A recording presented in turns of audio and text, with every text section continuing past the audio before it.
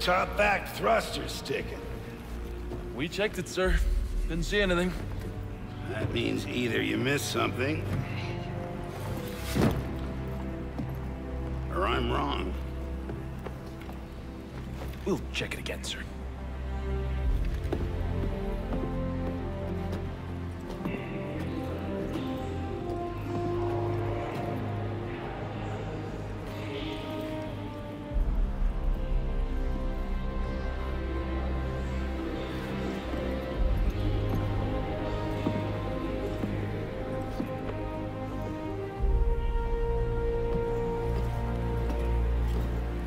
Sir?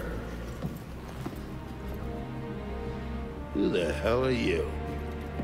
Stay frosty. I'm your new wingman, sir. The name's... Ease up. You want me to learn your name? Do what I say and live long enough for me to care. That's your Gladius. You ready? Ready as I'll ever be. We'll find out, sir. Let's go.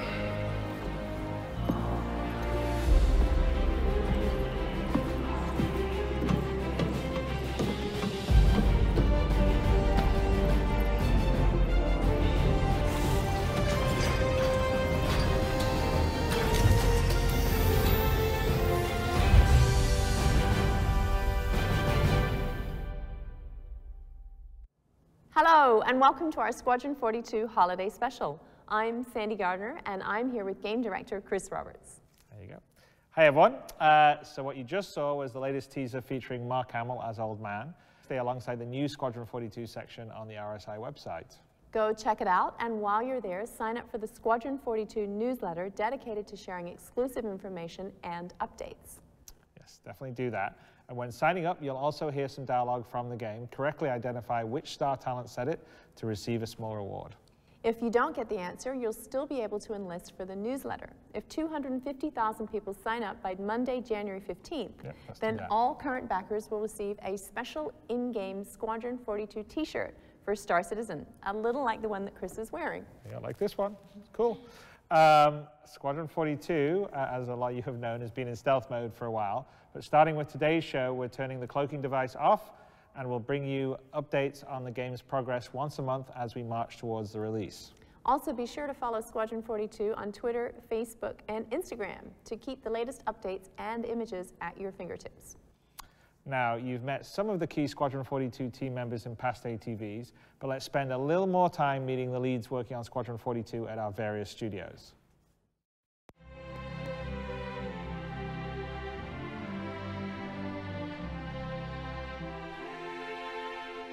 Hi, and welcome to the Squadron 42 holiday live stream. We're here in sunny, warm Wilmslow in the middle of December in the United Kingdom, and I'm actually flanked by the key directors on Squadron 42. The only one we're missing is Hannes Appel, who is in Frankfurt, Germany. He's our director of cinematics. But to my right is Derek Senior, our director of engineering. Hi. As an engineer, you want to be challenged. You want to do new things. You want to problem solve. And this project is just because it's something that nobody has done before, anything like the scale and ambition that has been done before. It's all the new challenges that we've got to come up with solutions for, and that is what makes it so exciting. And I have Nick Elms, who's our creative director on Squadron 42. Hi. The thing that excites me most of all now about Squadron 42 is the level of immersion that we're shooting for. It was always supposed to be the spiritual successor to Chris's early Wing Commander series, but 28 years on, the technology that we've got at our disposal is frankly jaw-dropping. I have Nathan Dearsley, who is our art director on Squadron 42. Hello. Main challenges are, it's a huge team. There's a lot of expectations from not only the community, but also Chris on what he wants delivered. But it's all the personal touches that we expect as well in these areas, which will make a difference. It's a hugely exciting project to work on. There's a lot of stuff that's really kind of never been touched before. Anything from a ship that's working, you know, kind of floating through space is the equivalent of a level in another game in detail, to pretty much kind of having the whole system to be able to kind of fly around at any one time. No loading screens, nothing like that. It's a huge undertaking. And I have Philip Mellor, who is our lead designer on Squadron 42. Hey everyone. It's an exciting project because this hasn't been done before. There's nothing like this. You know, it's just this, I ramble on about it, but it's the scale. You've never seen anything like it. Okay, chaps, let's go in and introduce the rest of the team. Here we go. There we go.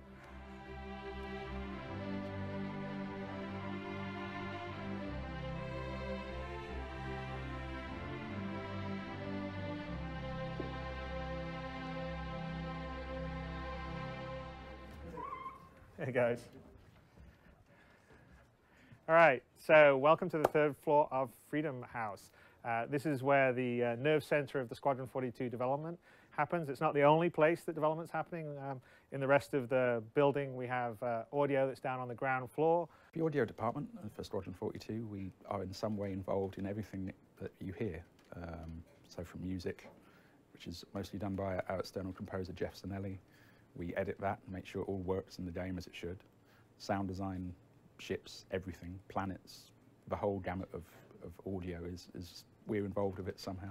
And the same with dialogue. We take the performances, we roundle them in such a way that they work within the context of the game. We have various people supporting it on the first floor. So there's ship artists down there, there's engineers. But this is where the team that is fully dedicated to Squadron 42, or almost all fully dedicated to Squadron 42, resides. Let's meet a bit of the team. Nate, should we go to your side on the art side, and you give us a bit of introductions? Hey everyone, this is the art department of Squadron 42. We consist of approximately 21 artists at the moment. We're strategically placed next door to the graphics department, VFX department, and design department. That's generally a lot of communication goes on between those departments every day, pretty much every minute, to be honest. That's why we put everyone on this floor, to encourage that. Just to encourage a bit more collaboration. Generally, this team will cover anything from Idris in scale up to anything Nebula in scale for the game. The ship team that exists still covers a lot of the PU ships, but generally anything bigger is for this team. So yeah, there's an awful lot to get on with and a lot to see this year. Got some nice surprises in store for you, and yeah, hope you enjoy the show. There you go. Thanks, Nate. Cheers. So as Nate called out, we have the visual effects team here. We have Mike Snowden, who's our visual effects director, and then over on this side is the graphics team with Ali Brown, who's our director of graphics. So the graphics team have a lot of unique challenges on Squadron 42 that we don't necessarily have in Star Citizen. The unique cinematic type of nature of the single-player experience means that we end up with a lot more focus on things like color processing and setting a certain mood in the scene. We also have some post effects that will feature prominently that are of particular interest for us because of the cinematic nature. So things like our depth of field is being improved, and our motion blur and things like this. If we don't get them spot on, we won't achieve the cinematic look. Over here, we still have some more of our graphics folks, and Leo, who's sort of the plug between visual effects and the graphics department. All right, so we're going to head back over here and have Phil and Nick and Derek introduce us to their general group. So here we go. All right, lads, now it's time to look at the rest of the team. So Nick, you want to tell us about who's on this side. Yep, over here we've got John Crew and his tech design team. They're supporting Squadron 42 on the with the ships and the environments, the weapons, combat, items, you name it, anything technical. These guys are on it.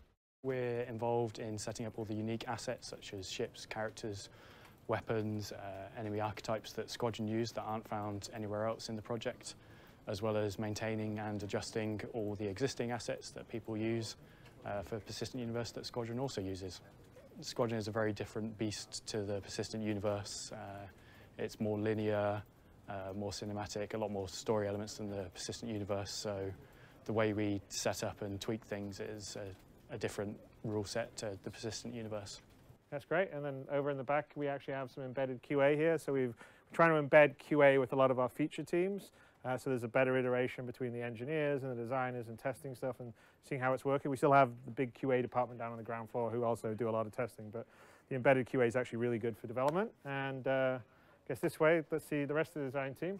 Wow. And we have production that's over here. Hi, I'm Zoe. I'm one of the associate producers on Squadron 42. My role involves working with the other project producers on the day-to-day running of Squadron, as well as being producer for the Squadron 42 level design team, which involves helping them solve their day-to-day issues, communicating with other teams and departments and other studios for the tools and tech that they require, as well as working with the design director to look at the priorities for the team. And then, Nick, so what do we have here? Yep, here we've got the level designers of Squadron 42, headed by Simon Vickers over in the corner there. Generally, my role is to coordinate the team of level designers, making sure that they're getting the assets that they require, providing feedback, both from myself as well as from Chris and any of the higher-ups, coordinating with the other departments, and generally just representing the team as a whole. These guys are working all the missions. Everything you'll play in Squadron 42 is being pulled together by these guys here. This is our portrait of Phil Mellor on the wall, just to instill the team. I thought that was a brooding Oscar-winning actor. He'd like Which role does he play? Is it Space Marine 1? Wounded Hero Marine. Wounded Hero Marine. Watch for it in Squadron 42. All right, thanks, Phil and Nick. Derek, you want to introduce us to the programming team? Here we go. So here we have the programming team, the brains of the operation, and they're located here. These 3 rows of desks here, led by Jens over there. So hey, Jens. Hi, Jens. Hey, dude. So as part of the FPS team, it's a lot of gunplay, making sure you can take down the bad guys. But for Squadron 42, there's also a large social aspect. You know, you're on a big ship. You need to be able to see the crew go about the day-to-day business, but you also need to be able to interact with them and build a relationship with them throughout the story. Also got embedded gameplay programmers and also animation programmers and some AI programmers as well. And then the rest of the AI teams in Frankfurt, which you'll meet in the Frankfurt portion of this video. Okay, great. Thank you very much, Derek. And all right, so here's the this side of the floor. So all here is our animation. So as you can see, they like to wear hats. In the very corner, hiding down here, is Uzi. He's our animation lead, but he's a bit camera shy. But he's leading this valiant team here. And on this side is our tech animating team that is supporting mostly Squadron here. So anyway, so this is the Squadron 42 floor. There's a lot of other people and other parts of the company working hard on Squadron 42, but we thought maybe you could listen to them. And that's a Skype call for me to go to a meeting. There you are, Squadron 42 coil catch-up. All right, there you go. I have to go.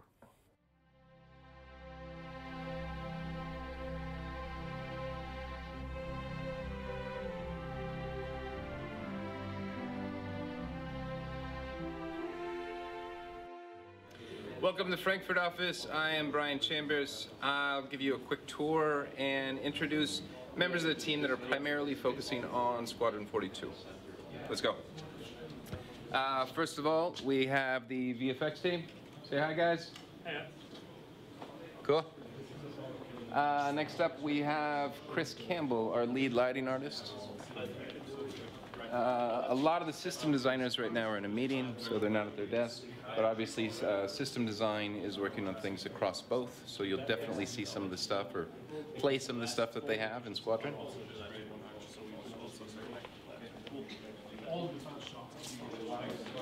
Always need to show off production team. Production team always has a big hand in working with people on a daily basis, tracking things up, making sure schedules are where they need to be. This corner we have the AI team focusing on both NPC and ship AI. The difference between Squadron 42 and the persistent universe is mostly that the AI doesn't only have to be emergent and reactive to what the player does, but it also needs to tell a story. The biggest challenge that right now we are focusing on is the integration of the systemic behaviors with the cinematic scenes. We want the AI to still be completely systemic and emergent, play their own normal behaviors, their scheduled activities, but there will be moments in which the different designers will create a storytelling moment. The storytelling moment is mostly what we call cinematics. There will be specific elements that take control of the player character until the player decides to interrupt. And the AI needs to be able to enter smoothly into these scenes and being able to tell this story to the player without breaking their normal flow. In this room is the engine programmers. They're obviously a shared resource working on the foundation across most of everything.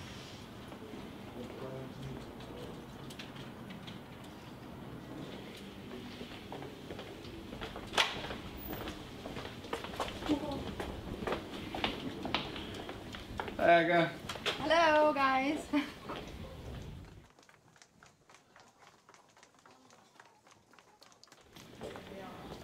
In this corner, we have the weapons team, focusing on both ship and FPS weapons. Say hi, guys. Hello. Cool, thanks.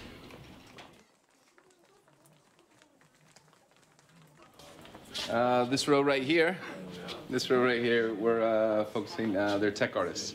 So it's everything from rigging, characters, weapons, skinning issues, cloth, and so on.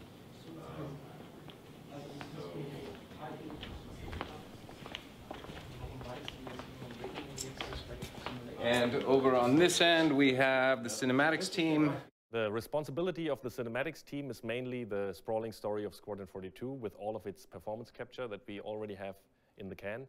And we are kind of the guardians of that, so we're making sure that it gets into the game unharmed. Of course, we are a technology-heavy game. That is one of the biggest challenges. We need to make sure that all of the new tech plays ball with cinematics so we can keep control over it, which is also part of the fun because all of the new tech is fun to play with. They're obviously fully focused on Squadron, not a shared resource at all. Led up by Hannes Apfel, leading the whole team to pull off the amazing story elements.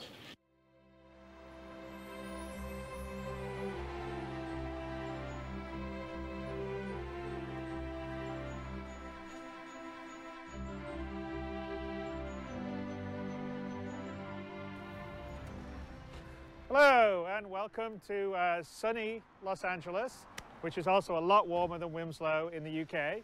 And we thought we'd introduce you to some of the team members of working on Squadron 42 that are based here in Los Angeles. So if you head in with me, I will take you inside.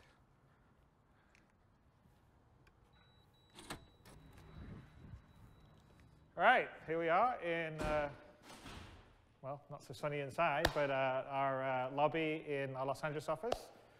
Behind the desk we have Chris and Leia, who take care of the offices here for all of us. And let's just go through the infamous door into Development Wonderland. All right, and to the right we're going to go. This is towards the development area and offices here. The other area is towards the community side and the marketing and business side. Not as interesting, especially for Squadron 42. So here is the design and programming side of our development area. And if we head this way, we'll go to a very important part of Squadron 42, which is the writing room. So here we come into the writer's pit. So probably know quite a few people here from Lawmakers, but here's David Haddock, who's the lead writer here at Cloud Imperium, and Dave and Will Weisbaum here both wrote the Squadron 42 script together over quite a while, and about 1,700 pages.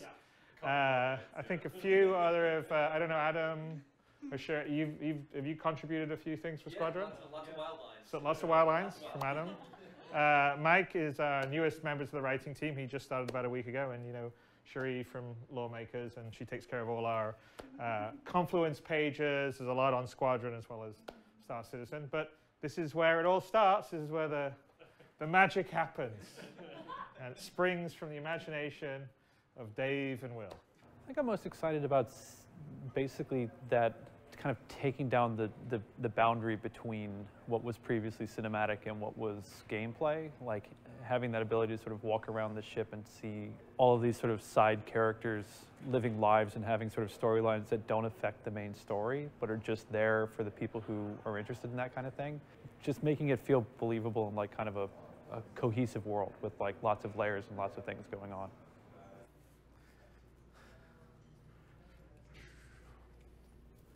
So we're going to walk this way, past, so like I said, this is design on this side, engineering here.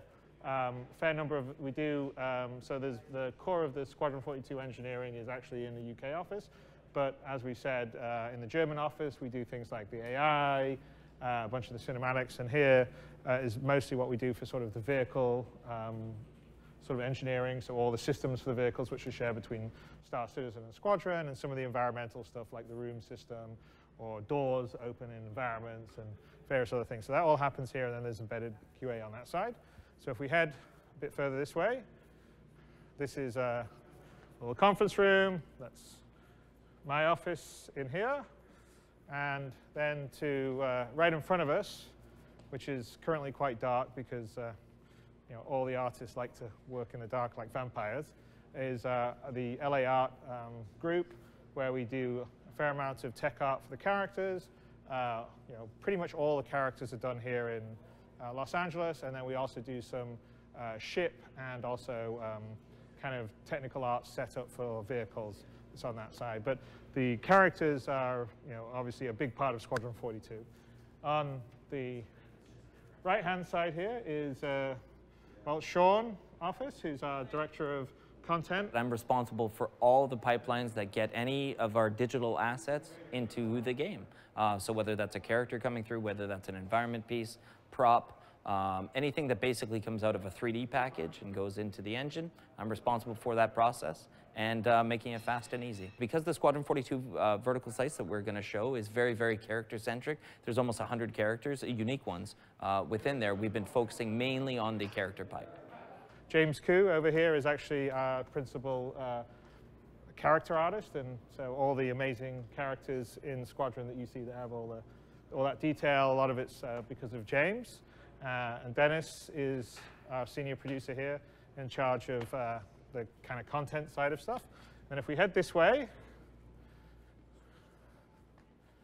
in here, this is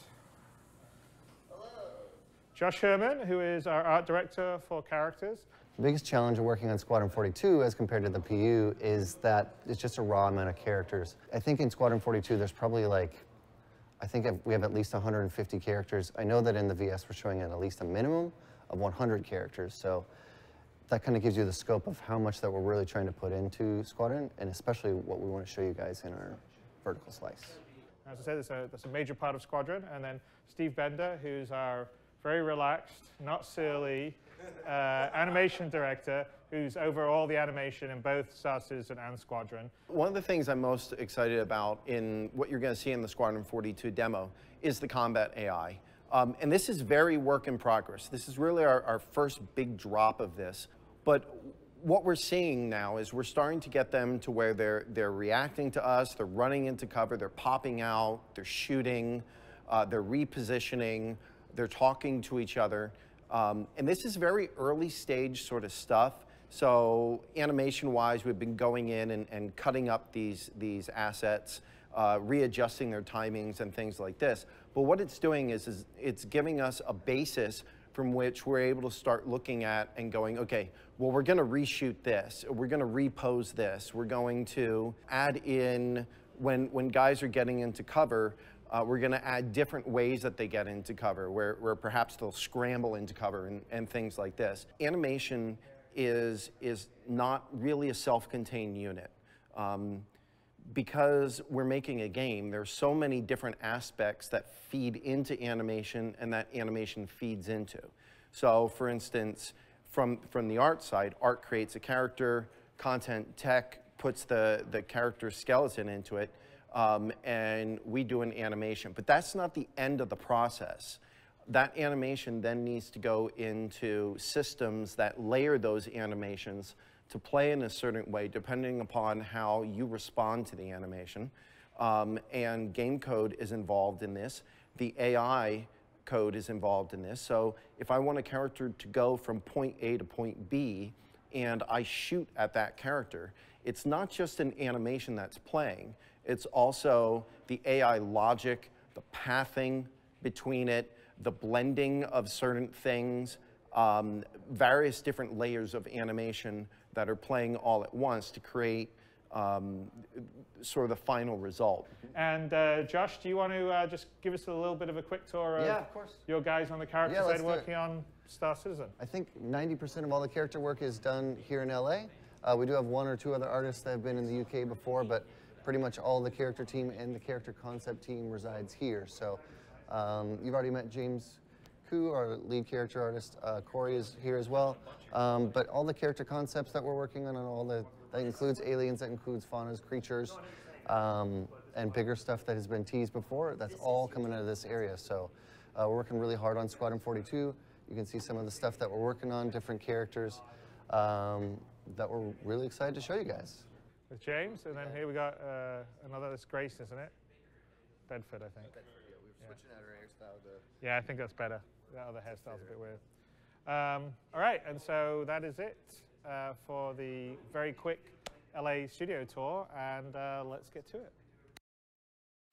Of course, the talent involved in Squadron 42 doesn't stop with our devs. The game also has an all-star cast of actors, including Gary Oldman, Mark Hamill, Gillian Anderson, and Mark Strong, just to name a few. Yeah, and it was pretty amazing working with that cast and using the cutting-edge full performance capture technology to translate all the subtleties of their performance into the game for you guys to enjoy. In Squadron 42, you will be stationed aboard various ships filled with characters that have their own distinct personalities, stories, and aspirations. Yeah, and while walking the halls, you can stop to chat with a character, overhear part of the conversation with someone else, or just stay focused on the mission at hand. Previously, we showed off an initial demo of arriving on your first posting in what's become known as the Morrow Tour. Now we're ready to highlight how this system has evolved. Yes, it's evolved quite a bit. The section of Squadron 42 gameplay we're about to premiere begins aboard the UES Stanton a little later in the story than when we showed the Morrow Tour, as you start your shift. So let's check it out.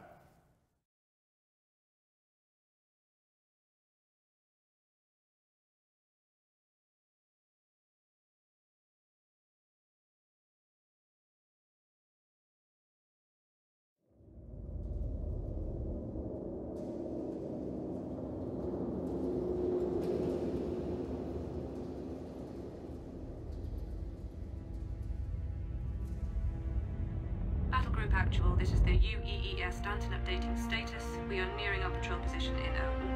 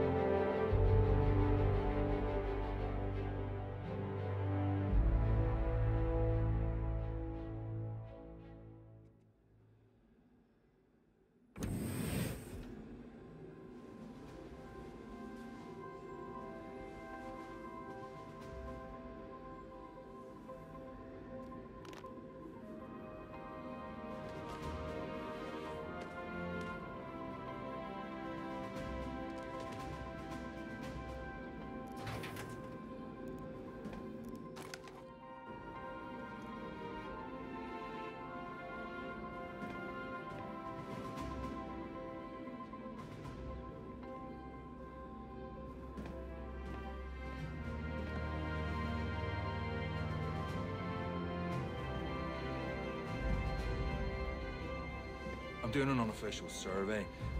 Does the food from the mess hall do a number in your stomach too? I don't know what it is, but lately... Yes?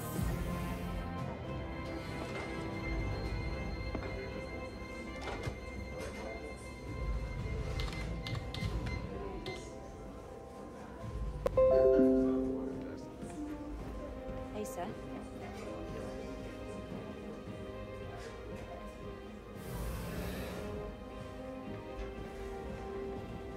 Lieutenant? Hello. Sir.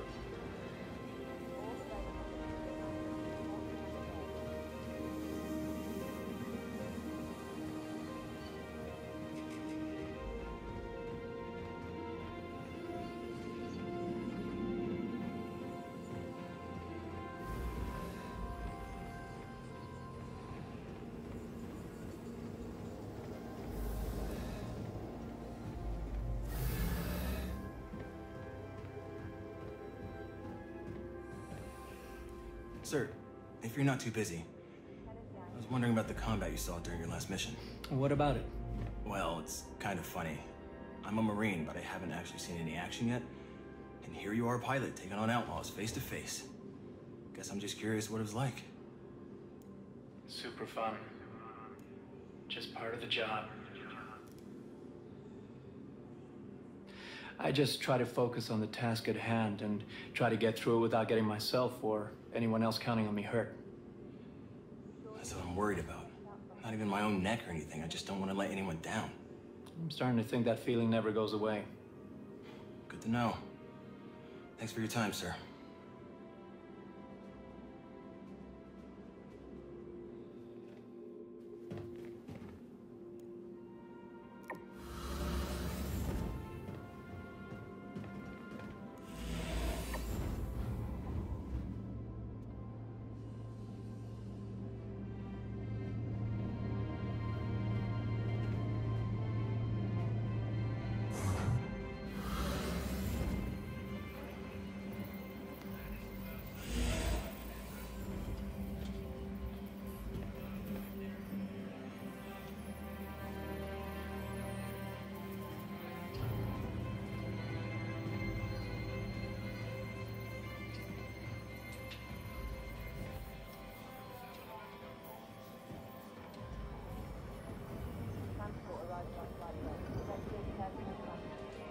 These idiot shubin pilots are flying way too close. Saley, Captain wants all personnel on battle shift rotations. I need you to send out scheduled updates to everyone's glass. Aye, sir.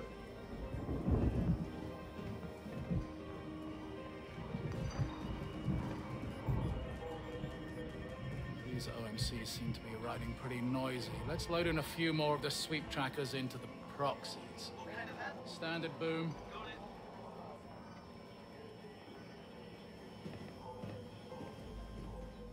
Lieutenant?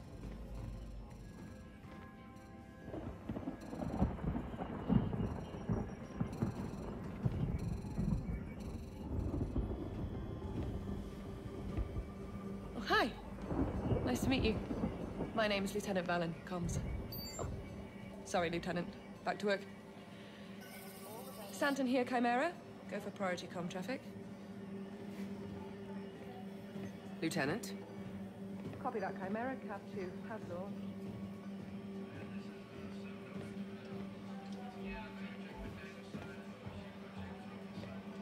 Lieutenant? Lieutenant?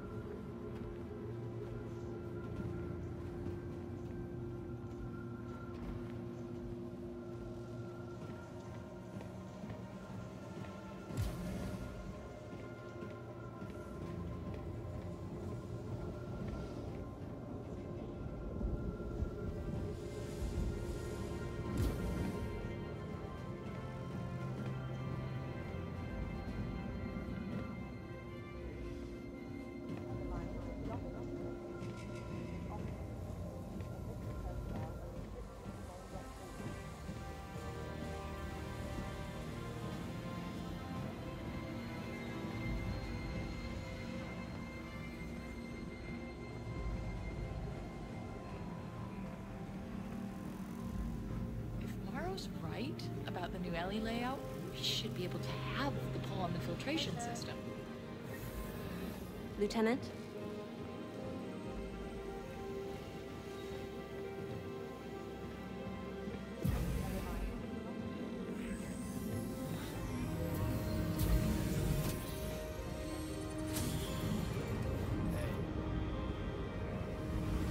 He even did a bang-up job, Lieutenant. Well done.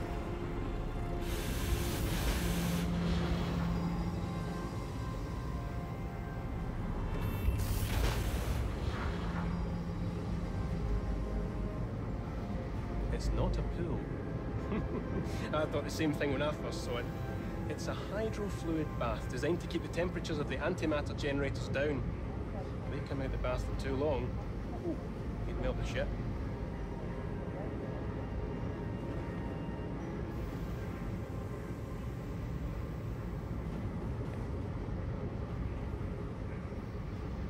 Those energy conduits are probably one of the more vital pieces of what we do. See, generating the power, now that's the easy part. The trouble is, getting the right amount of power to the right place at the right time without blowing everything up.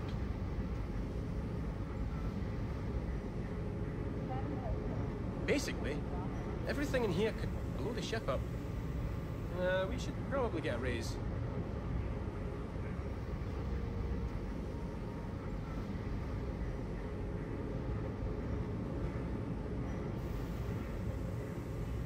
Don't you have somewhere to be, Lieutenant?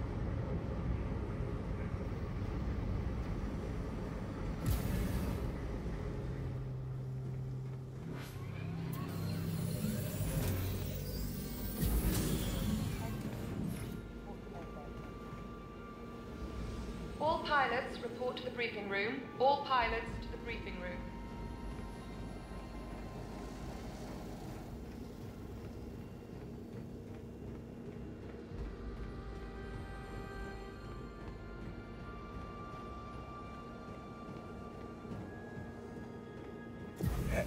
I sincerely appreciate the offer, Captain, but you've done enough already. Shipman's more than capable of handling the situation. We've already dispatched the security forces, and I'm sure they'll find the Starfarer and... You misunderstand me, Mr. Wexler. I wasn't seeking your approval on the matter. I was merely informing you of my intent out of courtesy. While your involvement is welcomed and strongly encouraged, it is entirely optional. Our involvement, however, is not. These OMC attacked a Navy ship in UEE space, and until the threat is neutralized, the Stanton will be remaining at Shubin, and we will be assisting in rescue operations. You're not listening, Captain. Shubin Interstellar is a very important company in the UAE. It's a company with many, many connections. I'm sure that High Command's gonna be very disappointed to hear this overprotective thuggery. Well, I look forward to hearing from them. Thank you for your time, Mr. Wexler. Well, you were right, Colton. That man is a complete ass. Why protest so hard against our help? Well, you'd be surprised. A lot of these distant stations see paying protection to various gangs as a standard cost of business. Wexler knows that with us here, we'll be forcing a fight. That means unknown risks. Which brings us back to the mission at hand. Care to join us, Lieutenant?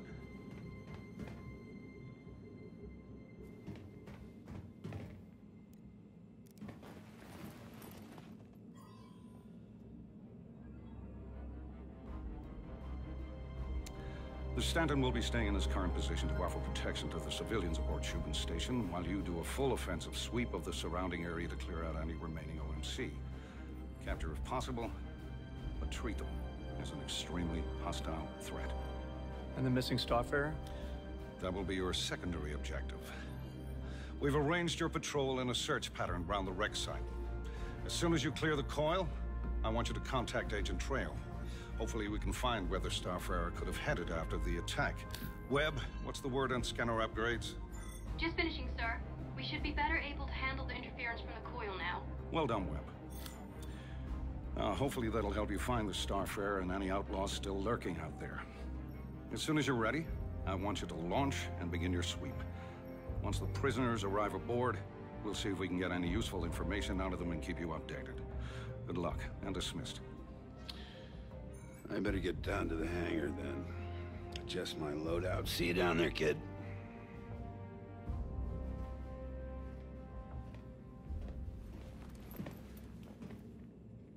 Lieutenant, I know you're about to head out, but I've been meaning to ask.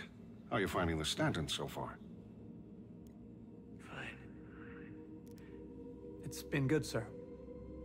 Glad to hear it. Stanton's a good place to start a career. She was my first posting, too. She's a hell of a ship, this one. Kelly said you performed well on your last mission. That's quite an auspicious start. Tell me about yourself. Do you have family? I do. Yes, sir, I do. That's good. Having responsibilities outside the Navy helps ground your thinking inside of it. But be careful. Time is one of those funny things. The older you get, the faster it seems to go. Last time I saw my son, he was getting his equivalency. Next week, he's graduating college. I couldn't tell you where that time went. Point is, I know that you're trying to make a career for yourself. But don't let it get in the way of the rest of your life. That's good advice. You should do the same thing. Sir, have you thought about seeing him? That would be complicated.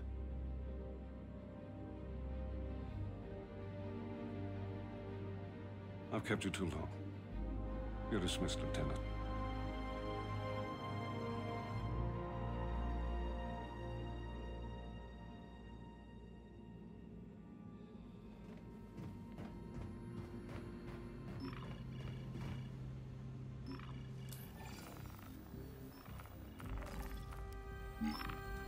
Lieutenant, got word from the hangar crew that your ships are ready to go. Just waiting on you.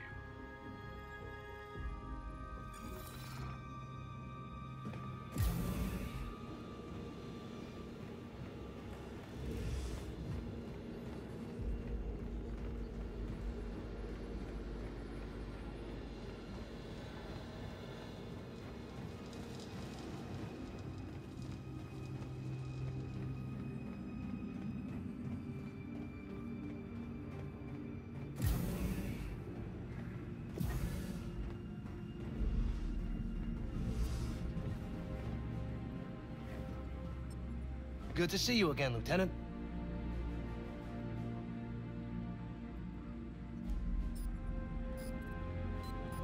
I'm looking for some new gear.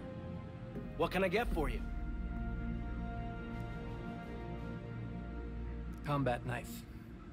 Sure. Ultiflex Fisk 8. 1055 carbon steel blade. Simple, durable, effective.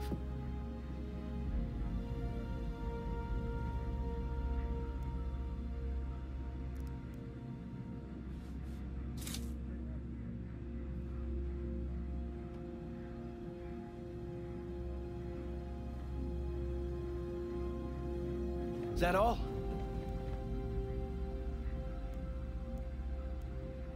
Give me the ballistic pistol. Sure. The Gemini LH-86. Solid balance, a good choice for close quarters, but it does have a bit more kick than you'd expect.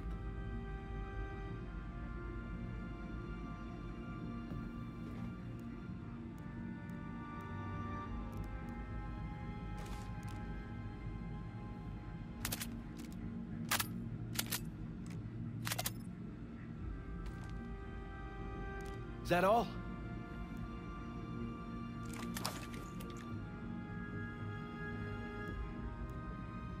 Phased plasma rifle in the 40-watt range. Hey, just what you see, pal.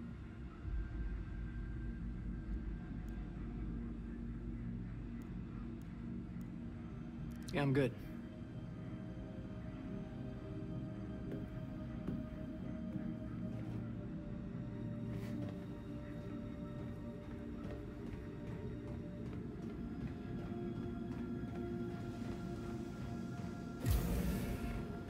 Lieutenant.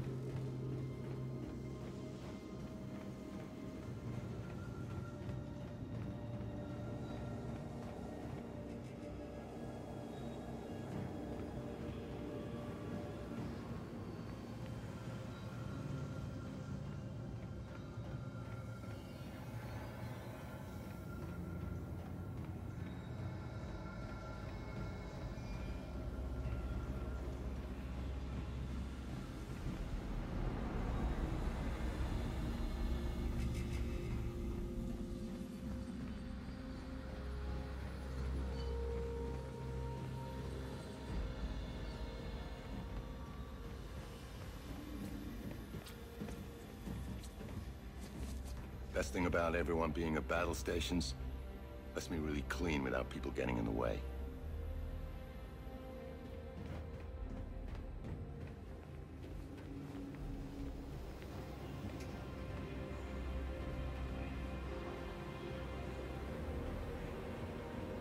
Sir?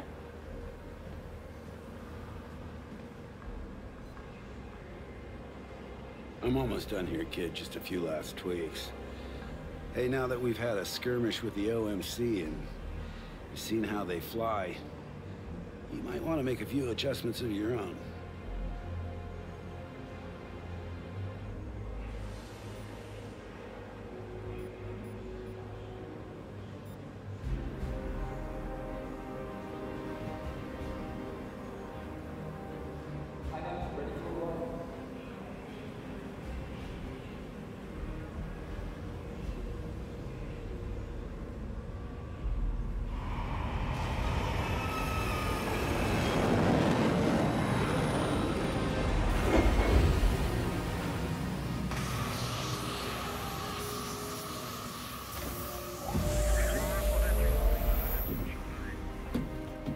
Let's get them out of there. Ready up. Zaga, get the door.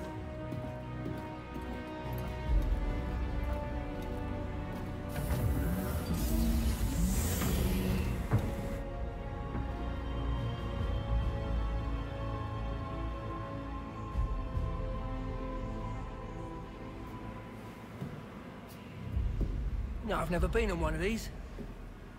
It's nice. Not as nice as a Bengal, but nice.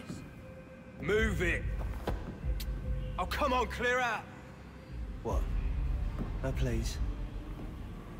OMC's gonna have to teach you screw-tops some manners. Are you looking to start trouble? Always. Easy, though. Just trying to get a rise out of you. Did I get a rise out of you, Aldo? That's enough. Let's go, over there. The big one's coming out.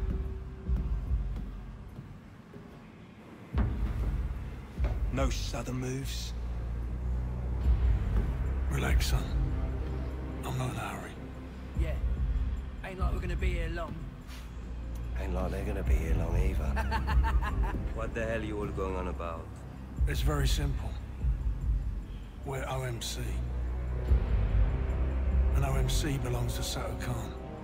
And Sato Khan doesn't like people messing with his things, you got me? Sato Khan?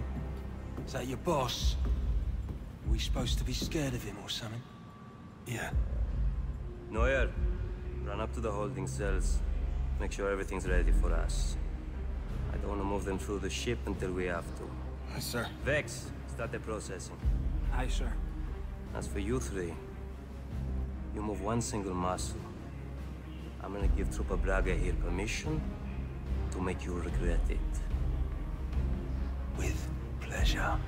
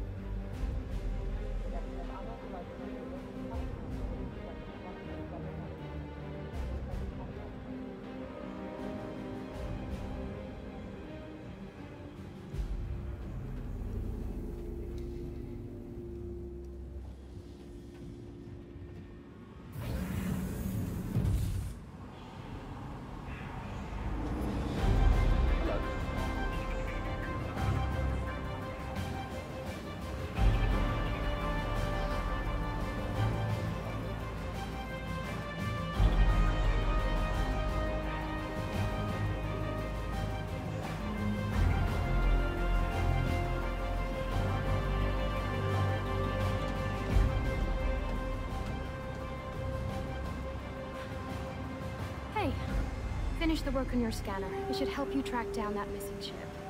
Fly safe.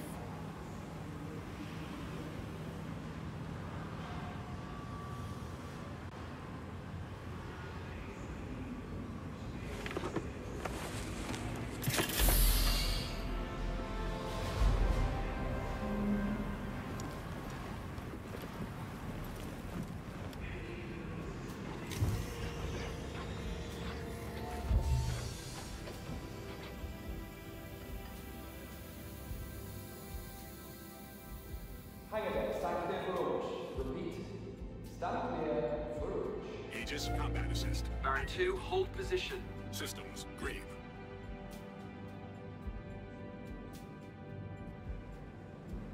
Attention! Ready, deck crew. Air shields up. Hangar doors open.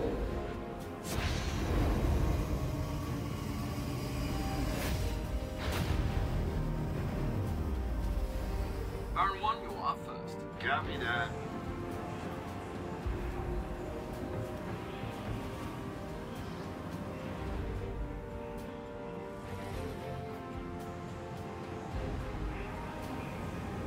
All right, gentlemen. Fire up. Square the deck. Let's light it up.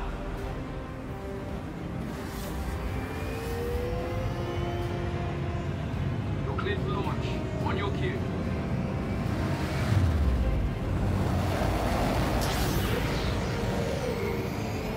Launching in 3, 2, 1. Baron 1 is away. Takeoff approved, Baron 2. You have the ball. Engines on.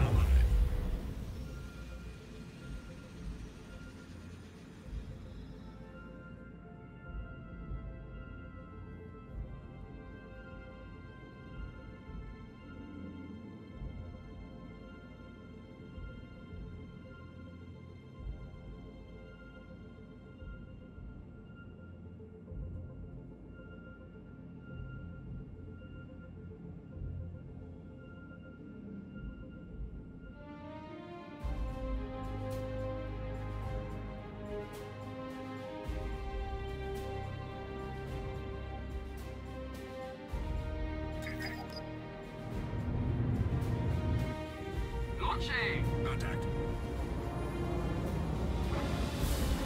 Baron Actual, Webb wanted to remind you to test out the scanner upgrades before you head out.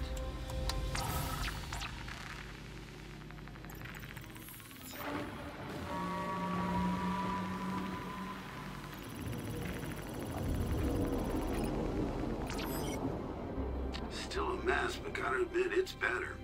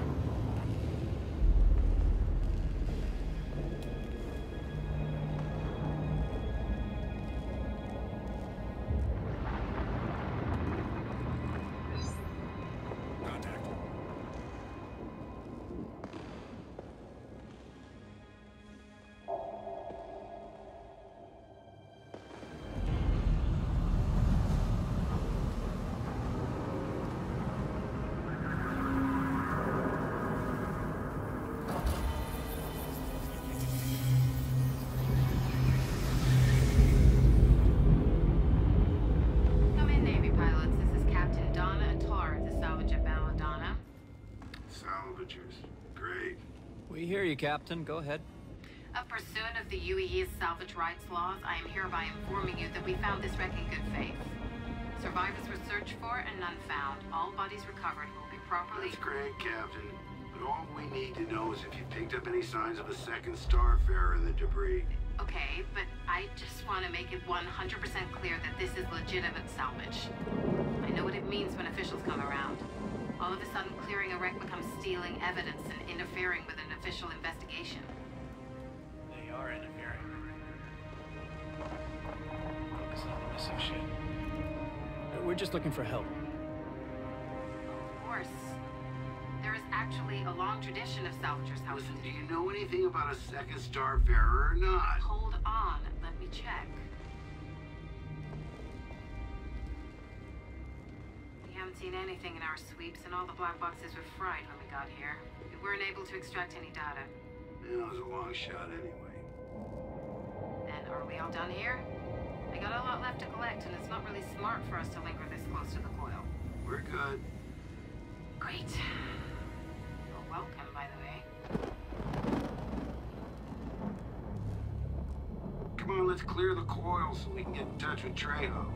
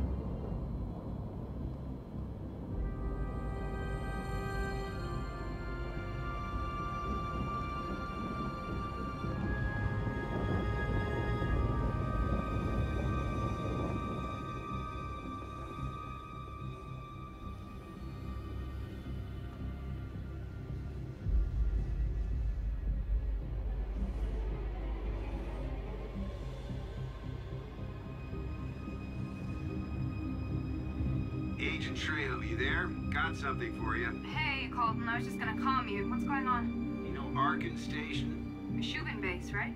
Yeah, they got hit by the OMC. They attacked the station? Directly? That place is huge. We were able to stop them, but that's not why I calmed. They also hit one of Shubin's convoys earlier, and we have a Starfarer still missing. We were hoping you might have heard something. No, nothing. I'll put word out and let you know if my people spot it. Thanks. Actually, you remember those slavers you dropped at the Asiedo hub? It turns out there are more, a lot more. I'm watching their base, and they have a pretty extensive scan array set up there, so they might have seen your lost ship. If you want, swing by and we can see if we can figure something out. Sounds good. See you soon. Well, what do you say, kid? Continue the patrol or meet up with Trejo? Call it.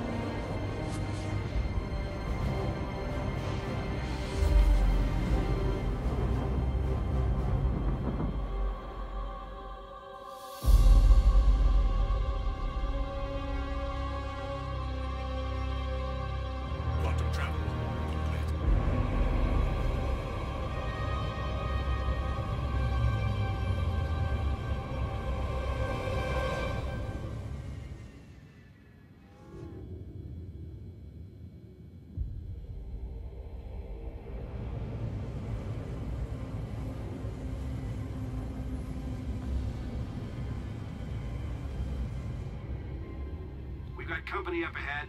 Run a scan. Got a fix. You know, if I didn't know any better, I'd say Mercy Gutierrez from Goss is doing a basic patrol pattern. It says here she's 138 years old. Eyes up, Lieutenant. Something's definitely not right here.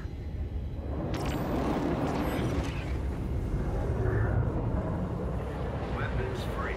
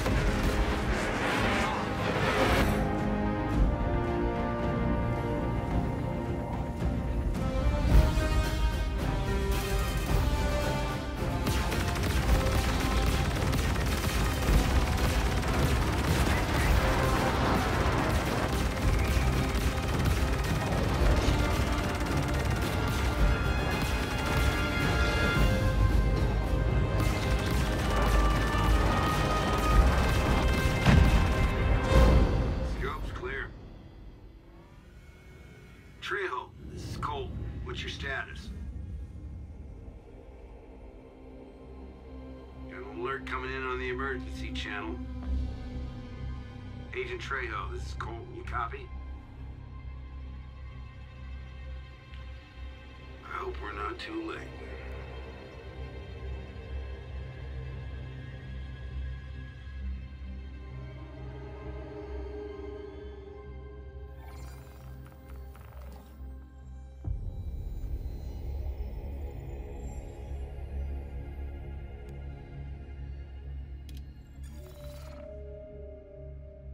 Quantum travel initiated.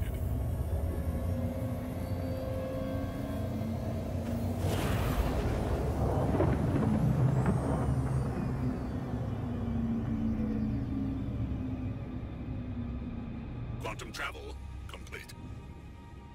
Agent Trejo, this is Colton. Come back. Trejo, this is Colton. Come back. Let's take a look around. Scan the area.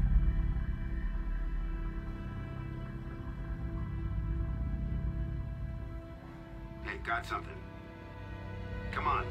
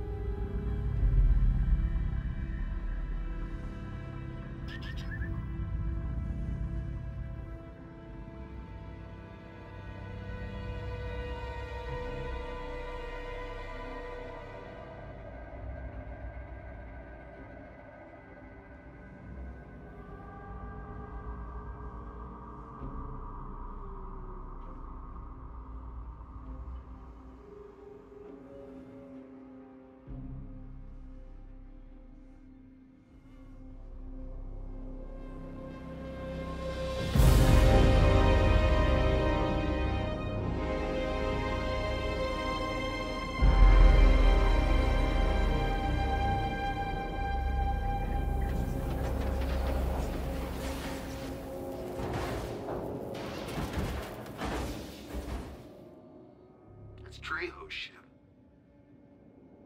What the hell happened? EVA over and have a look. I'll keep an eye out.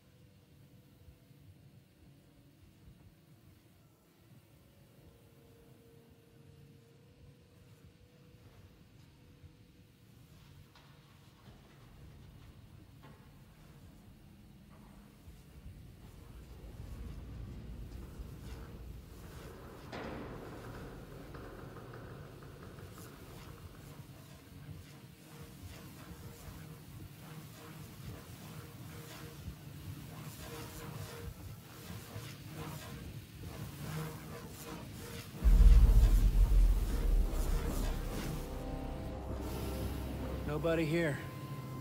Ship looks disabled. Keep searching. Tell me what you see.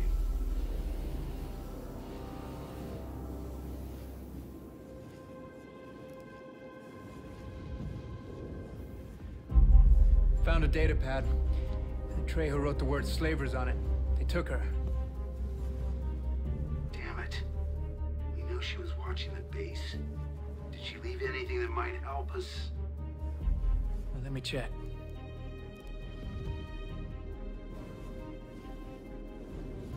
Yep, got something. Sending it now.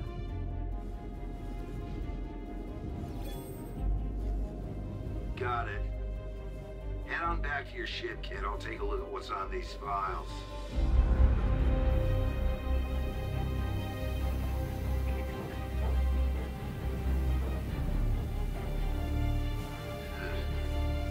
Pad contain all of Trejo's surveillance on the slaver base. Say what you want about her.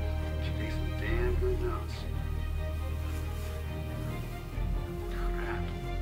According to this, she thinks we spoke them in Asiedo, so they started pulling out of the system ASAP. She's right. We have to move now.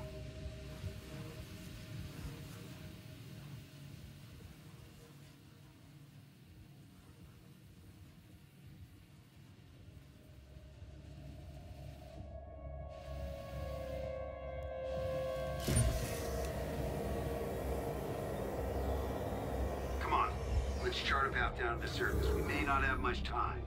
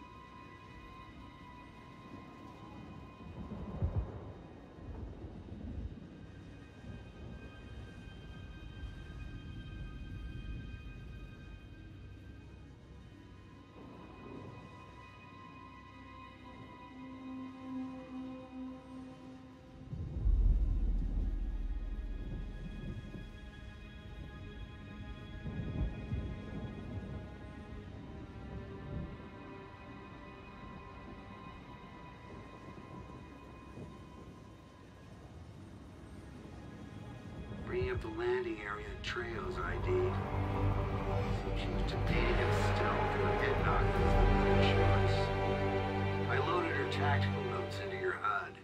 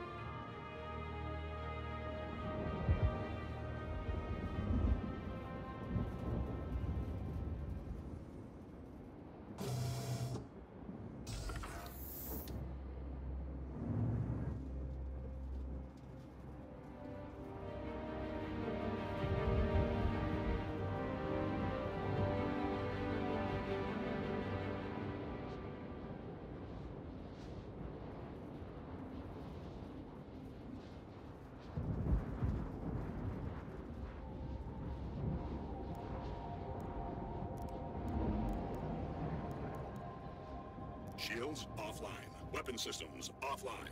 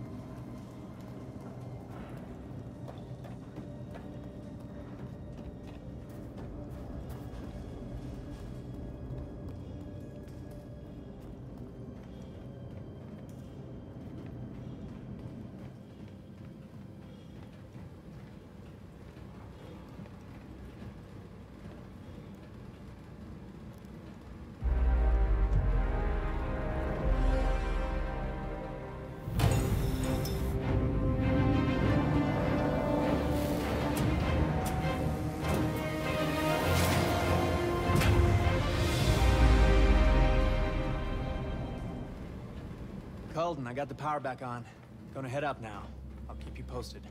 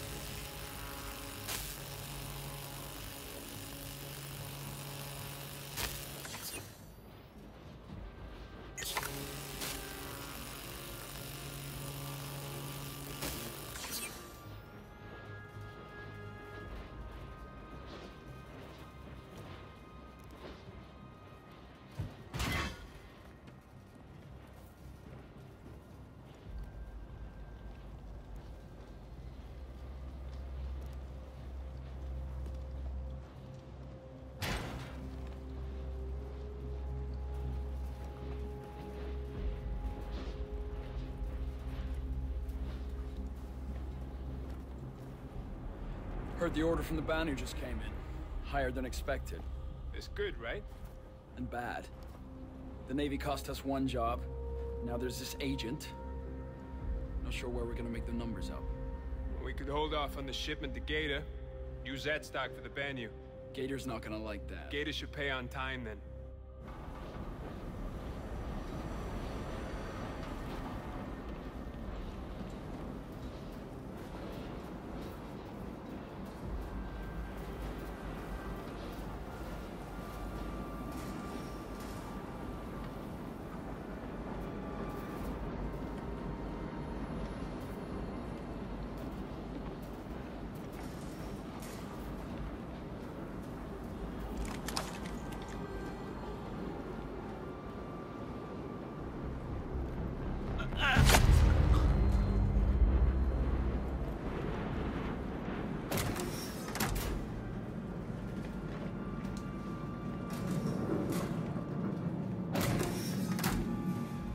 Cullen, I found the victims. Looks like they're prepping some more for cryo.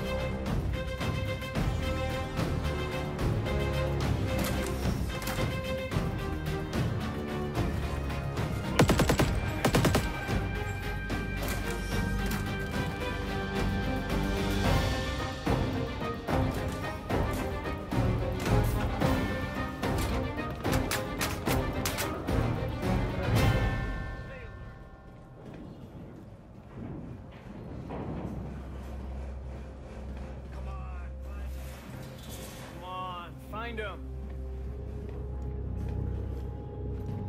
I lost him. Stay alert. You're here somewhere.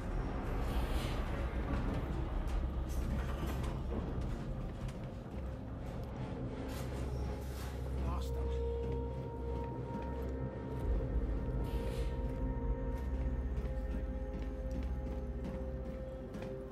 Keep looking.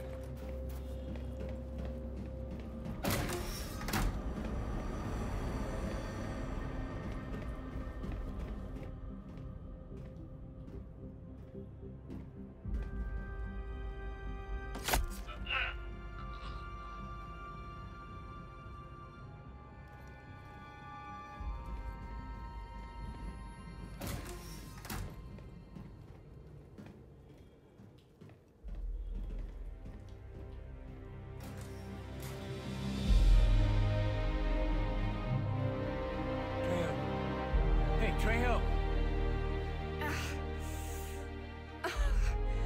I was wondering when you decided to show up. Yeah, we got a little sidetracked. Better late than never. What do you say about getting me out of these things?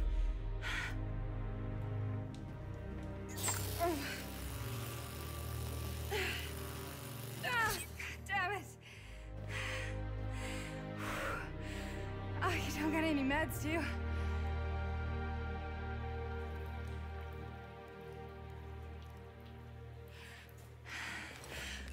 Thanks. I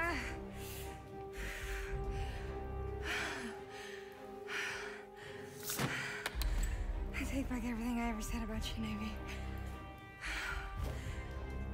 Come on. I know what they did with my stuff.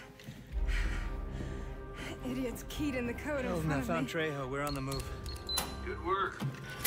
Landing pad, we can evac her out of there. Agent Trejo, Lieutenant Commander Colden I'm said... not leaving till this is done. Agent Trejo is insisting on helping clear the rest of the base. Fine. Keep moving. I'll contact medical teams and her people to move in when secure. Understood. And Lieutenant, make sure Trejo understands this is your op. She goes off again like what happened at the Sting, I'm pulling you. Oh, looks like this is your show, Lieutenant. Lead the way.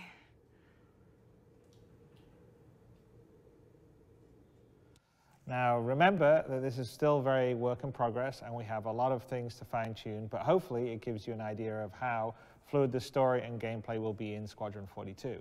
You could be dogfighting at one moment and then engaged in intense ground combat the next, or back on your home ship spending time getting to know your shipmates. Speaking of ships, let's go to Jared for a special Shipshape. Greetings, citizens, and welcome to a special holiday edition of Shipshape, where we give a quick rundown on what's in the ship pipeline, who's working on what, provide interviews with developers, bring you the most up-to-date news on your favorite ships working their way to release into the Star Citizen universe, and sometimes, just sometimes, I get the chance to strut my stuff and answer some burning ship-related questions. I'm your host, Community Content Manager Jared Huckabee. Behind me, you see the ship pipeline, an ever-evolving, continuously refined network of phases, milestones, and requirements necessary before a ship or vehicle can take its proper place among the flight-ready of Star Citizen spacecraft. Whether it's from design to concept, from white box to gray box to final art and flight prep, this is the process meant to ensure you the best possible accompaniment for your Star Citizen experience. In this special episode, I'm excited to report on two ships that play pivotal roles in the upcoming Squadron 42, the single-player experience set within the Star Citizen universe. Up first, let's take a look at the ship that started life as a Corvette, but grew up to be the frigate we all know and love, the Idris by Aegis Dynamics.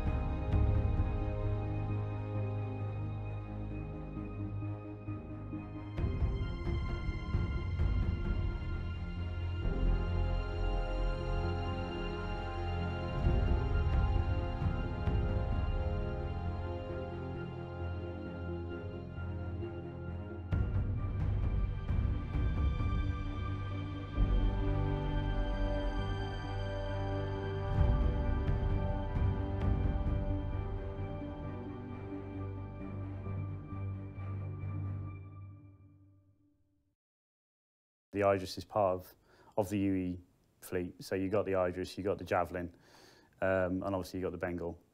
So they're the big boys, the big guns as we called them. The original kind of idea and concept came from a collaboration with Chris and Ryan Church at the time. It started off as a much kind of smaller ship to what it is now. You can look back on the internet actually and find you know the original kind of concepts for that ship. It's small. What we initially did was we kind of we set it up as a small ship basically. So we followed all the guides for small ships. So like it's divided into chunks: body, nose, left wing, right wing. We put all the hard points on it just to make sure it could function like that. And then we started working towards setting up the interior. So we tried to get all the interior objects inside it. But then that's where we started encountering some of the initial like early technical limitations, where loading the Idris was taking ages. We were using, they weren't object containers, they were something else. I've forgotten the name of them completely now. But like what was happening is they were trying to load and they were loading just piles and piles of files that they really shouldn't have been doing, which was slowing everything down. So we had Steve Humphreys, one of our coders, he spent a while and he set up creating these object containers, which we could just compile a bunch of these items into like a chunk of the ship and then export that. And the Idris was the first ship we tried that on. And we had to experiment with like, how do we divide the ship up? And we eventually, like after a few months, we settled on something that seemed to work quite well. And it's just kind of getting this kind of iterative process for all the new systems that are going in. And yeah, object containers is kind of like, it's one of the biggest that it happened with. But there's loads more going on in there. So pretty much every bit of new tech that's come into the ship pipeline or like volumetric fog or anything like that has gone into the Idris first. It's been like the test ground for every other ship. It's the biggest ship and it's like the main hub in Squadron 42. So we want to get that right to set the standards for all other capital ships. It plays an integral kind of role in Squadron. It's pretty much your home that you kind of go back to an awful lot. So it needed to facilitate a lot more kind of, a lot more of the script, a lot more gameplay. So over time it kind of grew. It was one of our obviously highest priorities. So we had to work out from pretty much the inside out, like the layout of the ship from scratch to facilitate not only kind of decent gameplay, decent gunplay, balancing the gameplay as well from a PU perspective, but also facilitating all the things that are required in the script. And that's really cool actually, because it kind of feeds your inspiration as to what kind of various areas can be. So, you know, it feeds, you know, we need a reactor room, we need a briefing room, we need a med bay, we need all these things. And it's kind of subconsciously fed into the design theory of every other ship that we've made since. So we've got these kind of archetypes now that we really kind of push through as much as possible to make sense of each ship, and I think the Idris was the first to do that correctly. Beyond being a ship, it's almost a flying level. I mean, there have been, I've heard discussions of people being like, oh, we could totally turn this into like an FPS level in space because the ship's so big, and maybe one day that'll happen, maybe they'll do something with that, but like, it's huge for a player ship. When I first started on it, I got lost in it, and I'm not ashamed to say I still get lost in it every now and then. You'll walk out the kitchen and be like, do I turn left or right to get to the nose of the ship, you know? We were putting a bunch of things to increase usability, so like the different sides are color-coded, one side's green, one side's red, and we got signposts everywhere. I don't think people realise how much this ship has. I think there is a lot of hidden places that people just don't realise, like pretty much every bit of the interior of the ship has been covered. There is not, we're actually struggling to find places to put more things into it because we were limited on the exterior, basically. We needed to get some airlocks into like the front section of the ship, and we're like, okay, where can we put these airlocks?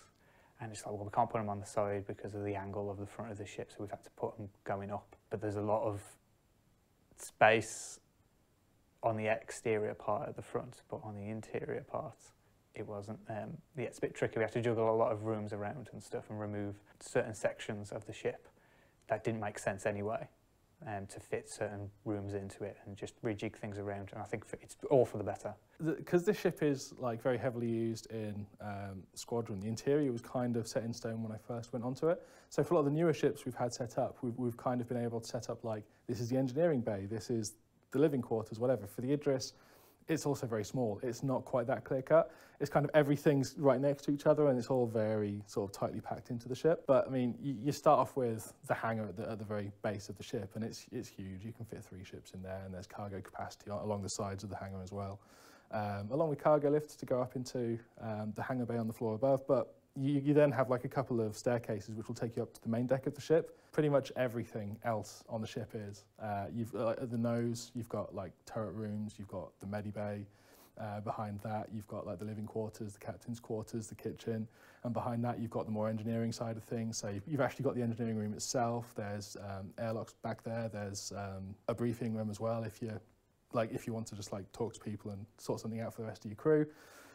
And at the top, you've of course got the bridge, which is its own like self-contained beast with 11 seats in there, plus a radar, or the hollow globe. It's just big and complicated. It had a lot of interesting challenges. I think the original version of the hangar had, for example, like the main access for the hangar was right in the middle of the hangar. Like these ladders came down out of the ceiling, which baffled me at the time. So it was really kind of working out kind of interesting ways where you can clear that runway space, and it is a runway at the end of the day, but also open up access to, it's the heart of the ship, so open up access to the rest of the ship. And I was very kind of keen at the time to open up as many kind of portals of opportunity, I kind of call them, where you can see through into other sections of the ship. So you can walk out of the hangar, for example, you can walk for a good 5 minutes, and you kind of double back on yourself, and all of a sudden you're looking back down into the hangar.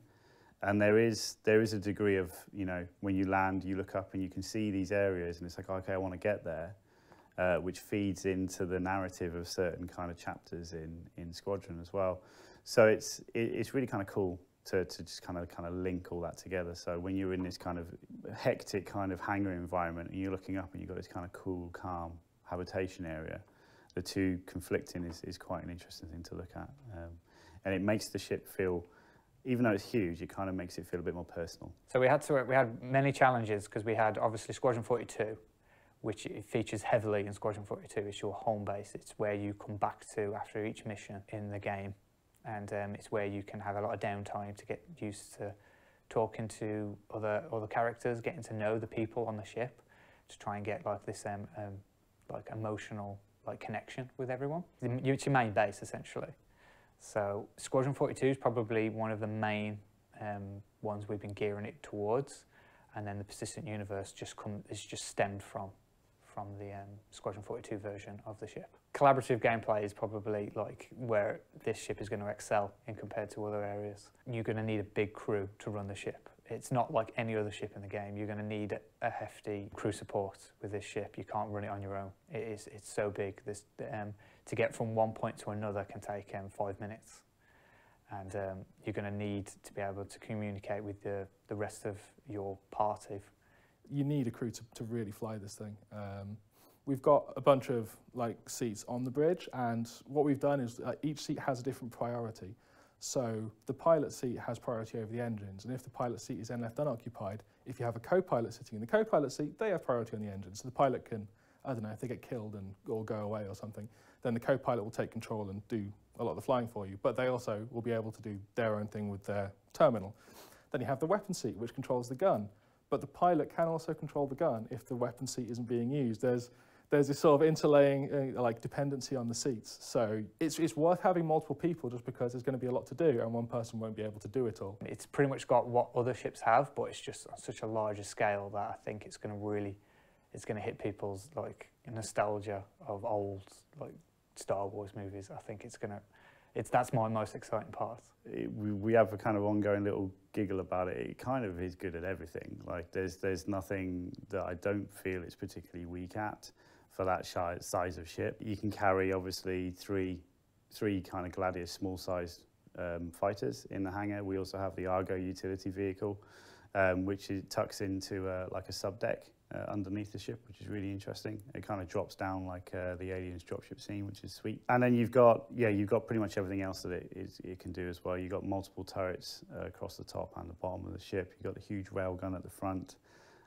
Plenty of cargo space to the side of the hangars. It's a level. Like there's so much stuff in this ship that's actually physically flying through the universe with people sat in it, and all the VFX are staying with it, and all the fog's staying with it, and all the usables are staying with it, and all the components are staying with it. Everything in there moves, and is interactable, and this thing's flying at light speed through space. So it's really impressive, and you just get these moments like when we were playing, you know, that demo over and over and over again in the run-up, and then you get these breakthrough moments where they switch the camera to one guy at QA, and he was just sat there looking out of the side window of the bridge, and they were just leaving orbit, and you're just like, okay, like, but you get these moments that completely kind of change your attitude to things, and it kind of makes you want to go even further.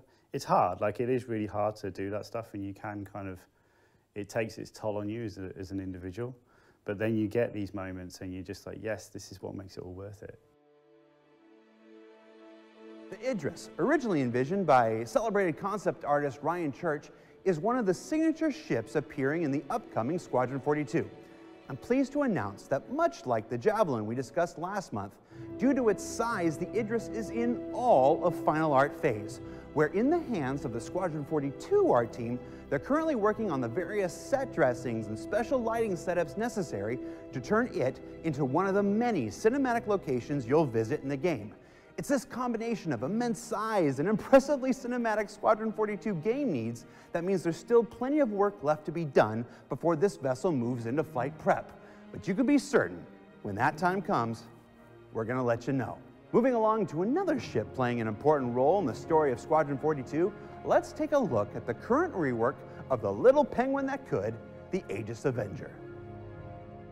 The Avenger is one of the original, way back in the day, ships that went into the game. It was actually me that kind of concepted that one. I think it was in record time back then. It's funny. The original uses it was essentially like an old school police vessel back in the day that got repurposed. It was at the time it was sort of very kind of favourable to bounty hunters because it was large cargo space at the time in the back. Over time that progressed where we've got, you know, several different modules that you can plug into the rear. So you've got the cargo space, the bounty hunter space, and the EMP stuff, which is super interesting. But as with all things in the UK, we decided that the ship wasn't big enough, so we decided it needed to be scaled up. It wasn't just for the sake of doing it. Like the main reason for that is since, you know, 3.5, 4 years ago, you know, the game's progressed an awful lot. A lot of the ship mechanics have come in that we didn't really kind of know about back then. So, for example, like the ship components have gone in, and by the time you put the ship components into what was a small ship, you got no room to maneuver, and it was very tight anyway. The original Avenger had that kind of crouch space in the middle, so we wanted to get away, you know, do away with all that, and basically make the ship easily traversable either in gravity or in zero gravity. By expanding the middle section and kind of building that out so it can, you know, accommodate all the components from tech design. You can sleep there, you can walk there basically, rather than having to go into this kind of crouch pose, which created all sorts of collision issues. So yeah, that's all gone now. The changes we've been making on the Avenger have been bringing the textures and shaders up to a higher quality, adding a little bit more grunge, because it's kind of one of those workhorse ships of the UEE. It's the advocacy's main combat vessel, and we wanted to look like it's been around a bit longer and seen a bit of action effectively. So we wanted the textures to have a little bit more grunge, things to look a little bit more worn, a little bit kind of more used effectively, and we wanted just to polish up the geometry on the ship as well, just give it a slightly cleaner aesthetic without kind of losing any of the design cues that people enjoy about that ship already. The biggest challenges with the Avenger was scaling it up whilst not kind of distorting the design in any way. You still wanted the cockpit and spaces to feel quite enclosed, but we didn't want to change the proportionality between the bounds of the cockpit and the ship itself, because it's all quite intrinsic in the proportion of the design. So a lot of that has had some rework and some back and forth, but I think we're quite happy with where it is currently. The interior has got a lot bigger. Whilst we've done this rework, we obviously wanted to fix the component issues. We wanted to sort the middle section out so it's traversable easily. The cockpit's generally got a little bit bigger, so the camera's got a bit more room to maneuver in there. And we've also sorted the rear ramp out, so there's no collision issues there now, especially with the new compression system coming in, because we're finding with a lot of ships, once they compress, that whole metric that you work to kind of goes out the window, so you have to give yourself a bit more of a buffer to work with, which we've done here. So should you land quite heavy on the rear, you're still going to be able to get in that ship no problems. The Avenger, before we ever built the interior for it, wasn't meant to have an interior in the first place. I think it was just the cockpit, and then that was kind of retrofitted, and now revisiting the ship, we felt that making it a little bit bigger and making the space inside more practical was worth the effort. So we've gone back in and we've done those changes here. We've got the 3 different variants. We've got the Stalker, which has the prison pods in the back, and it's the one where you can put people in there. We've got the Titan, where it's the cargo ship, so you can put a limit. It's not got the biggest cargo capacity because it's still a fairly small ship, but you can put cargo in there. And then we also have the Warlock, which has replaced the entire back area with an EMP device. That whole kind of system came about really from the Retaliator stuff that we've done, where we started thinking about, like, you have like different versions of the ship in the game, should we say, without having to kind of going and redo the whole ship all the time. Obviously that's very kind of labor intensive and kind of it's intensive on the engine as well. So it's really about kind of swapping sections out as quickly as possible. So the EMP was, I think it was done 3 years ago now. And it's massive, like it's the ship's main kind of weapon, shall we say. It completely replaces the whole cargo space or the bounty hunter space. Cargo space is what it is. I mean, it's just not too much more I can say about that. And then the bounty hunter, what's really interesting about that is the way that you can configure the rear of the ship. So you can have 6 of these pods, cryo-sleep pods, where you kind of chuck people in, or you can potentially have 3 on one side and then clear the other side for cargo, vice versa. So it's kind of quite customizable, which is kind of interesting. But it's also not incapable when it comes to combat. It's a medium-sized sort of ship, so it's quite maneuverable, and it will be quite versatile when it comes to finding yourself in a combat scenario. And I think it's one of those where it'll make quite a good sort of entry-level fighter. So anyone that's just got into the game, you're quite enjoying you start a ship and you'd be like, oh, I want to move on to a bigger ship. I think the Avenger, if you don't want to spend as much as on the Gladius, say, the Avenger would be quite a good next step for you. And also, if you want a ship that can do a few things, it's like, get the Titan. It's got cargo space. So if you want to move some cargo, you've got a ship that can do a bunch of things, and it's not too expensive. I believe, obviously, yeah, there's going to be missions where you're going to have to kind of go out and capture people. Long-term solution with, obviously, within the PU now, I mean, that's definitely for Squadron. That's something that will come about. So those kind of mission types will, I imagine, turn up in the game. Like I say, I'm not a designer, so I don't want to speak for those guys. But also, I can imagine that there will be wanted signs up for various people, like real players, so if you can catch them, which makes it quite exciting and whatnot. So yeah, you'll be slinging them in the back of the Avenger or the new Hawk, I imagine. So yeah, one or the other. I find myself wanting to put a giant bullhorn on top of it and fly it around the galaxy like I'm a blues brother in the Bluesmobile. Am I the only one? It's one of my favorite movies, don't judge me. With the continuing development of Squadron 42 necessitating a rework on the Avenger, the ship is currently with the Squadron 42 art team and in the final art phase, specifically the final modeling and surface tweak stage. Now, when that team has completed their work, it will move back to the Star Citizen art team, where they will make any adjustments necessitated for the specific use within the persistent universe, before it then moves on to flight prep and then its eventual release into your hands. I just need to convince them to add an item port to the top so I can advertise my own rhythm and blues music review. It's a good movie. From the soaring adventures of Squadron 42, we travel through the tough terrain and terrestrial trade of Tumbril. Yeah, with an interview about the latest concept offering from our newest manufacturer, the Tumbril tank. Let's take a look. So the Tumbril Nova, this is our first sort of trip into looking at large military vehicles, land-based vehicles. So this is the heavy tank. It's a really, really big tank. It's bigger than many tanks I think exist right now. This is like a 12 meters long, 5 meters tall, 9 meters wide tank. So this is pretty big. This allows the player to stand upright in the tank. He won't have to crouch or to have some weird stance like in the Rover or some other vehicles. So this is built by Tumbril, which is a relatively new company in terms of the sort of art style that we've been working with.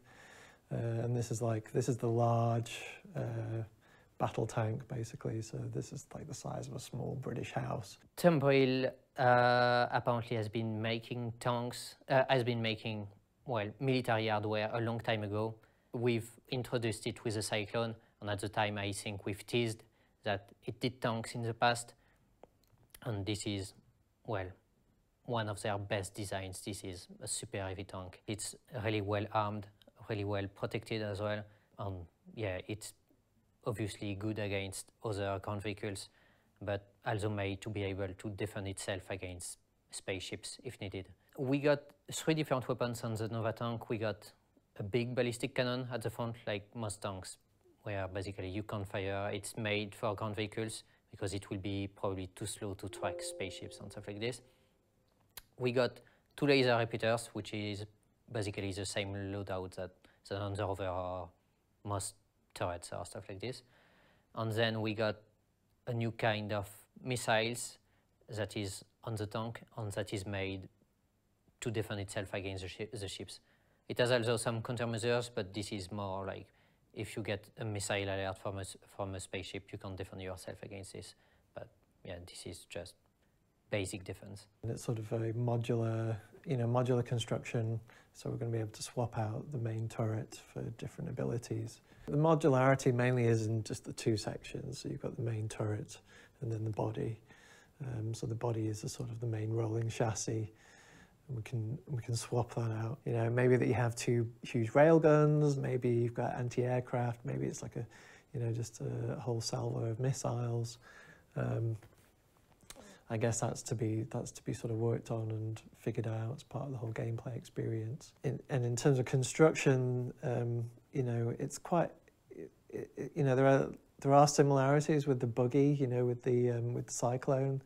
The Cyclone was the first of the Tumbril vehicles, and that one had a very sort of signature, sort of exoskeleton almost. Like you had a framework that was very visible, that ran around, and then everything was sort of bolted onto it. Obviously, with a tank, you want it to be heavy, you want it to feel robust. So that frame isn't visible from the exterior, but it is from the interior. So a lot of the sort of line work and design theory is more visible on the interior. So again, it's got that sort of almost modular feeling. So like if you wanted to repair it, you could just swap parts out and bolt them back in. The exterior is a bit special. We wanted to show that, well, this is an heavy tank, so it have a big armor plate. The turret is separated from the body, so the gunner is not going inside the turret like in some tanks that we know actually the gunner might be close to the turret. This is not the case here. The gunner is in a separate room. That is under the turret but not linked to the turret. At the front there's a driver and a gunner that works on other systems. There is enough space inside to take care of the components, like if a component starts to overheat or whatever, you can repair it or change it while you're inside the tank. There is an external door that is at the rear. You got a mini ramp and basically a door. This is a relatively easy entry point. This is not like tanks where you have to go from the top or this kind of stuff. On the side of the tank there's also side skirts, protection side skirts that will be linked to suspension, so if you move, the side skirt obviously won't stay at the same position, it will move, it will rise up with the suspension of the tracks. We haven't gone wild with this. It's more of a natural progression. Tumbril isn't a wild manufacturer, so we've sort of tried to keep it in fiction. And so, you look at it, it is pretty solid, but it's not, it's not full of trinkets. It's, it hasn't got reactive armor plastered all over the sides. This thing has a shield, so we don't need to worry about that. It has got, obviously, in terms of its construction, it looks solid, weighty, like it could take a hit even if your shield goes down. But beyond that, it's relatively straight. It's relatively straightforward, I guess. You know, it's got countermeasures. You know, it's got some anti-personnel guns on it. It's got its main barrel, which I think is an S4, and then some like a salvo of missiles, basically for aircraft, etc. And that's pretty much it. I mean, I think that's going to give you a good, you know, good shot at staying alive. And if there's a few of you in these things, then you know it should be pretty imposing. You know, I'm sort of looking forward to the day when players are playing the game and you're on one of the moons or one of the planets, and you're sort of looking at the horizon, and then this whole battalion sort of starts creeping over. I think that's going to be, you know, that's kind of like a classic World War II moment, isn't it? You know, sort of Sahara-based kind of thing. I mean, it's going to happen in all sorts of worlds, isn't it? You know, different. You know, you're going to have cold moons. You're going to have Sahara, sandy desert. You're going to, I guess, you know, ultimately in the future, we're going to have foliage and all that side of things. So, yeah, I think it's going to be pretty cool. Every kind of player wants a tank at some point because, well, this is a must-have. In a game, if you can't make a tank, obviously, you need to make a tank at some point. And many players want a tank, but I think many developers wanted a tank as well, so we're really happy and really excited about working on a tank because, yeah, this is not like a simple rover or a cyclone or a bike or whatever this is. Well, you got a big tank, big protection, big guns. So and hopefully we will get big explosions from that as well. Inspiration-wise, obviously we're pulling from the Tumbril work that we did on the Cyclone and continuing to push on that. I mean, I've said it again. For me, it's always the time. You know, it's the timelines that are tricky. So, you know, there's a lot of stuff that you want to cover and you want to try and figure out. You don't necessarily have all the time. So that's why I sort of see this as our sort of, you know, entry into this side of things, and we'll continue pushing it. We'll continue pushing materials and sort of working on that Tumbril manufacturer influence. And you know, in terms of real-world reference, that's the beauty of the internet, right? In terms of, you know, there's no shortage of information on tanks, APCs, futuristic, old school stuff, and it's just sort of picking what works best for Star Citizen in terms of our influences, and then sort of, okay, well that's cool, but how do we advance that? How do we move it forward? How do we make this tank look like it's not built in 5 years' time? People still want it, you know, everybody knows what a tank should look like, you know, so it's kind of, you know, you're always treading that line of sort of providing what people want to see in terms of traditional sense. And then I think, you know, if we want to do the wilder stuff, that's when we start using other manufacturers. That's when we can really sort of start pushing out of the bounds of what people expect a tank to be. I really like tanks, so I'm really happy to be on the first tank of the game. So this is a super heavy tank. I think if we make other tanks later on, it will probably be smaller after that and probably closer to what we have, where you don't really have a real interior to the tank. You get from the top, you get inside and you're on your seat. Whereas this one is a really big tank. You get inside, you walk inside, you can change the components, you can go see if the other crew member is fine or just open the door and fire through the door, this kind of stuff. So yeah, this is not your usual kind of tank in games, and this is not your usual kind of tanks that you could see in real life as well, unless you are talking about some crazy prototypes that never came out or whatever. So yeah, this is really cool. And the name is nice as well, Tumbril Nova. So I think we got some really interesting lore about the tank as well. We get some proper ground vehicles on that. The tank is coming this soon into the game. This will be really nice for every kind of situation, as I said, like if you want to attack a base or if you want to do a surprise to some players or defend yourself against ships.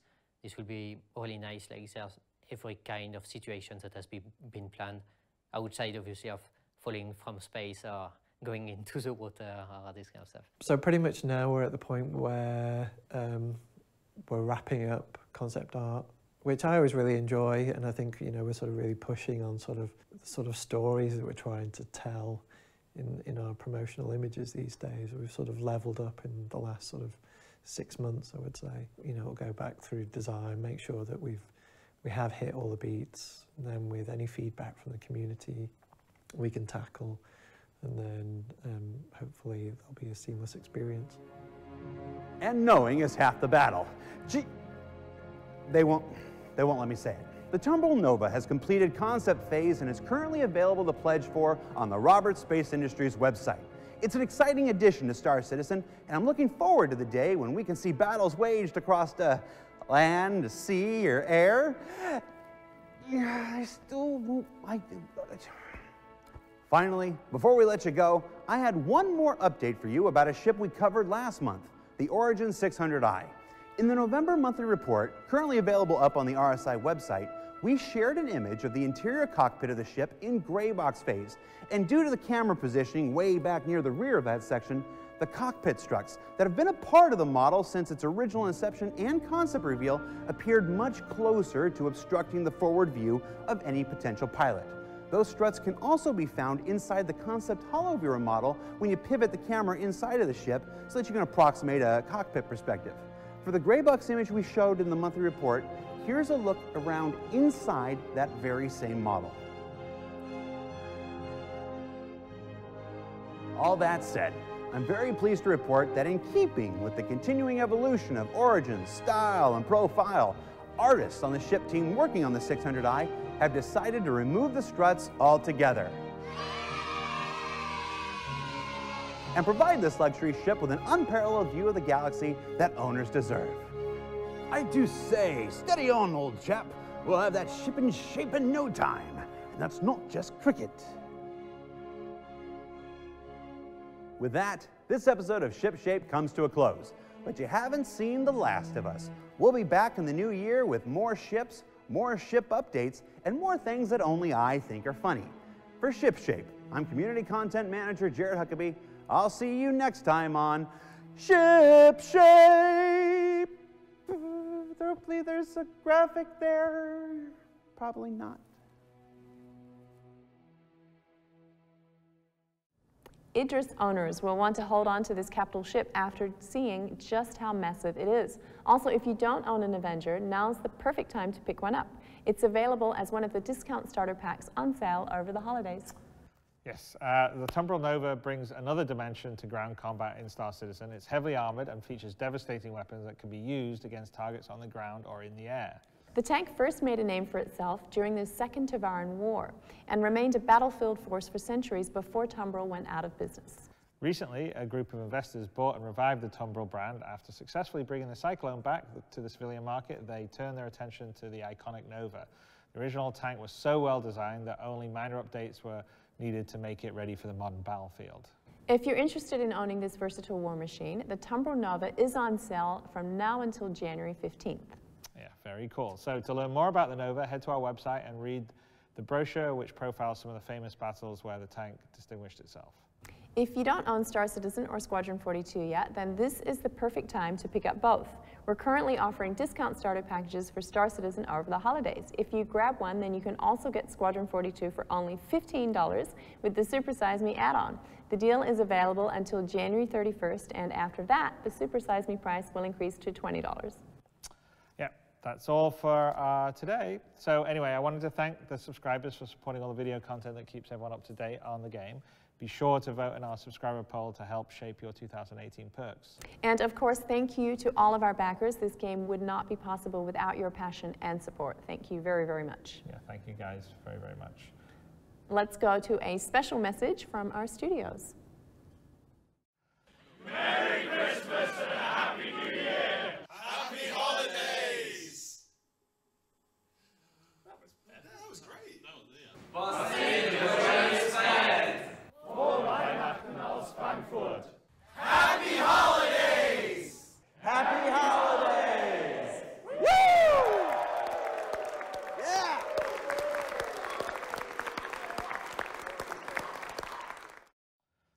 Happy holidays, everyone, and until next week, we'll see you around the verse.